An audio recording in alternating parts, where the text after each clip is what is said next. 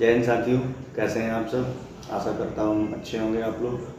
तो आज मैं आपको बताऊंगा कि जैसे आप कोई भी चीज़ पढ़ते हैं तो आपको वो चीज़ याद नहीं रहती है, तो कैसे आप उन सब चीज़ों को याद रखें। जो भी आप पढ़ रहे हैं उन चीज़ों को याद रखें। कोई क्वेश्चन आप पढ़ते हैं तो उसको याद नहीं रहता, थोड़े दिन में आप भूल जाते हैं।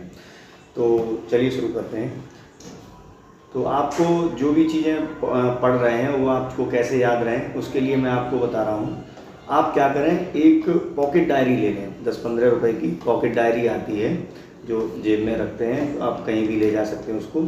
तो आप क्या करें, वो पॉकेट डायरी आप अपने साथ रखें और जहाँ भी आप पढ़ रहे हैं या जो भी पढ़ रहे हैं, तो जैसे आप वन लीनियर क्वेश्चन आ जाते हैं तो उसमें क्या होता है कि वो आपको याद नहीं रहते हैं, 2-4 दिन बाद वो आपको याद नहीं रहते हैं। तो आप क्या करें, उसमें आप वो वन लीनियर क्वेश्चन जो भी आपको लग रहा है ये अच्छा क्वेश्चन है, मुझे याद नहीं हो रहा है, तो आप उसमें वो नोट कर लें पॉकेट डायरी में। जैसे इम्पोर्टेंट दिवस आते हैं कि विश्व युवा दिवस कब है, मानवाधिकार आयोग दिवस, मानवाधिकार दिवस कब है, तो इस तरीके के जो दिवस आते हैं, युद्ध होते हैं जैसे पानीपत का युद्ध है,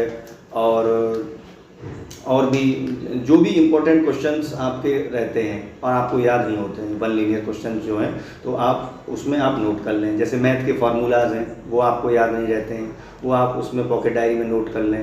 तो पॉकेट डायरी में आप जब ये सब नोट कर लेंगे और फिर आप जैसे खाली समय में कहीं बैठे हैं, कहीं यात्रा कर रहे हैं, कहीं जा रहे हैं, तो आप क्या करेंगे, उसको पॉकेट डायरी को निकालिए और उसको दिन में 2-3 बार आप ऐसा आपको समय मिल जाएगा 2-3 बार दिन में कि आप फ्री रहेंगे तो आप उसको देख लीजिए। उसमें आप जब उसको दिन में 2-3 बार उसको आप देखेंगे तो वो चीज़ें आपको याद हो जाएंगी, और जब वो आपको चीज़ें याद हो जाएंगी तो फिर आप उसको भूलेंगे नहीं।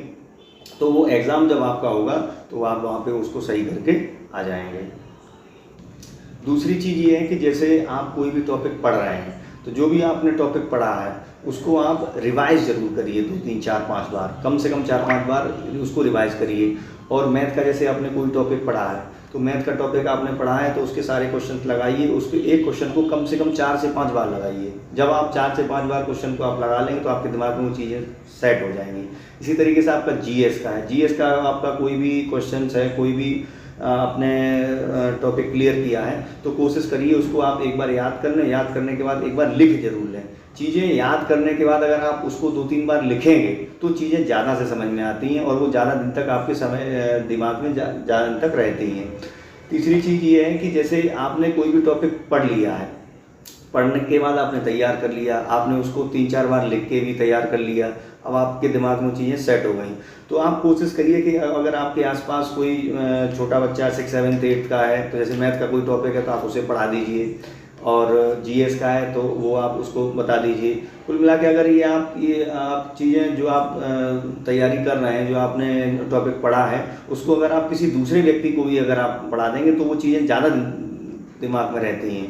किसी व्यक्ति को जैसे मैंने कोई चीज़ पढ़ ली है और उसके बाद मैं किसी व्यक्ति को पढ़ा दूँ अगर वो चीज़, तो वो चीज़ बहुत ज़्यादा दिमाग में रहती है लंबे समय तक। आशा करता हूँ आपको वीडियो अच्छा लगा होगा। अगर वीडियो अच्छा लगे तो लाइक, शेयर और सब्सक्राइब करिए।